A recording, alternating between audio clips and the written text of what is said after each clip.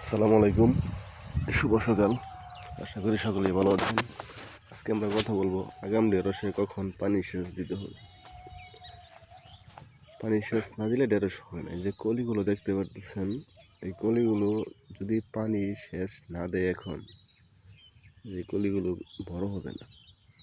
আর গাছের গ্রোথ খুবই কম, যেহেতু গাছের গ্রোথ যদি বাড়াতে চাই তাহলে পানি সেচটা দিতেই হবে। প্রত্যেকটা গাছে কিন্তু কলি চলে আসছে, দেখেন।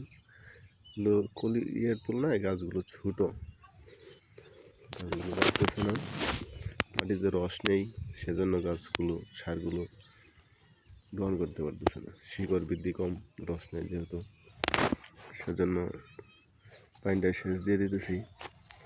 পানি সেচ দেওয়ার পরে আশা করি গাছের গ্রোথ বাড়বে এবং এই ঢেঁড়সের গুলো সেট হয়ে যাবে।